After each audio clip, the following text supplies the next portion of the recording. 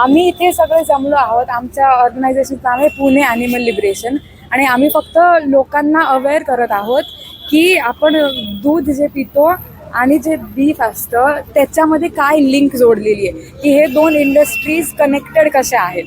त्याबद्दल आम्ही इथे अवेअरनेस स्प्रेड करतोय की भारत कसं पूर्ण जगातला पहिला मिल्क कन्झ्युमर आहे. म्हणजे पूर्ण जगात सर्वात जास्त दूध भारतात पिलं जातं आणि आत्ता भारताचा बीफ एक्सपोर्ट, गाईचं जे मांस असतं ते एक्सपोर्ट करण्यामध्ये 3रा नंबर आहे.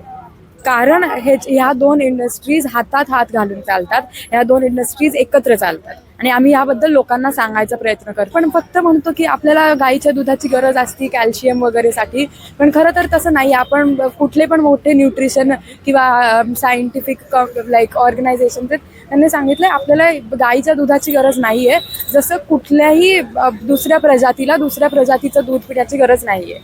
आणि जर प्यायचंच असेल तर वेगवेगळ्या सीड्सचे वगैरे दूध येतात ते प्यायचे. पण आमचं मेन हेच आहे की यामध्ये किती शोषण असतं आणि आपल्याला वाटतं की दूध एकदम त्यामध्ये काहीच हिंसा नाही आहे आणि आम्ही सांगतोय की आपण सत्य बघू आणि त्यामध्ये हिंसा आहे. आत्ता पूर्ण भारतात खूप ऑर्गनायझेशन्स आहेत जे याबद्दल करतायत.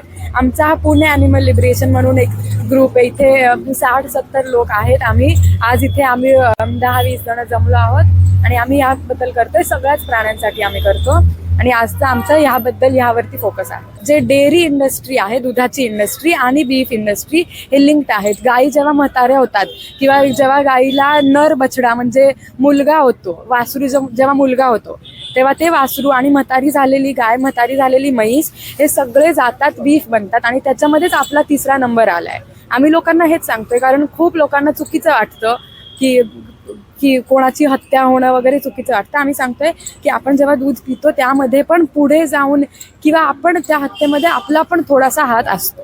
तर आपण जर जनरल पब्लिकशी बोललो, जनरल पब्लिकला सांगितलं तर आपल्या हातामध्ये खूप पॉवर आहे. कारण आपण डिमांड क्रिएट करतो. आमचे खूप ॲक्टिव्हिस्ट आहेत जे पॉलिसी लेवलवर काम करतात, पण आमचं आजचं जे आहे आम्ही इथे आउटरीच म्हणून एक करतो. आम्ही लोकांशी एकावर एक संवाद साधतो आणि एक एक करून त्यांना सांगतो आणि मग ते एक एक करून त्यांचा निर्णय बदलतात. त्यांना जेव्हा सत्याचं रिअलायझेशन होतं. खूप मोठं होतं जेव्हा त्यांना विचारलं की तुम्हाला आवडतं का गोड पदार्थ वगैरे खायला. त्यांनी त्याचं बरोबर उत्तर दिलं की मी नाही खात, कारण मला वाटतं की गाईचं दूध गाईच्या वासरासाठी जसं मांजरीचं दूध तिच्या बाळांसाठी, कुत्र्याचं दूध तिच्या बाळांसाठी, जसं त्यांनी सांगितलं ते खूप मोठं आहे. कारण तेव्हा अमिताभ बच्चनजी पण म्हणाले की मला पण आता तुम्ही काहीतरी एक विचार करायला दिले, मी पण घरी जाऊन याबद्दल विचार करेल. ती खूप मोठी गोष्ट आहे आणि खूप फायदा झाला की लोकांना आता कळते आणि लोक खरंच बघतील की प्राण्यांचं कसे ते आपल्यासारखेच इंडिव्हिज्युअल आहे. अब कोई भी जानवर देख लीजिए जो मांसाहार करते हैं, अगर शेर आएगा ना वो देख के भागेगा, इंसानों को देख के वो पास आती है. तो आप क्या करते हो, हम लोग क्या करते हैं ना, विश्वासघात करते हैं उनके साथ. वो हमें दोस्त मानते हैं और हम क्या करते हैं उसका फायदा उठा के फिर हम उससे काट देते हैं या उनसे दूध निकालते हैं. आता जस्ट बिकॉज लॉ नाही आहेत काही गोष्टींवरती, बट आपल्याला माहिती आहे की ते अनैतिक आहे. मग त्याच्याबद्दल आम्ही संघर्ष करतोय आणि आम्ही तुम्हाला देखील सांगतोय की आमचं फक्त मागणी ही आहे की ॲनिमल प्रोडक्ट्स बॅन करा. कारण पशु हे आपण जसे प्राणी आहोत, आपण ह्युमन आर ॲनिमल्स, तसे ते नॉन ह्युमन ॲनिमल्स आहेत आणि आपण त्यांना ते असं एवढं दुर्मिळ मानतो की आपण त्यांना एका कमोडिटीसारखं ट्रीट करतो, ऑब्जेक्टसारखं ट्रीट करतो. ते नाही केलं पाहिजे. त्यांचे पण काहीतरी राईट्स आहेत, जसे माझे राईट्स आहेत, जसे आपले सगळ्यांचे राईट्स आहेत इकडे, तसे त्यांचे पण राईट्स आहे.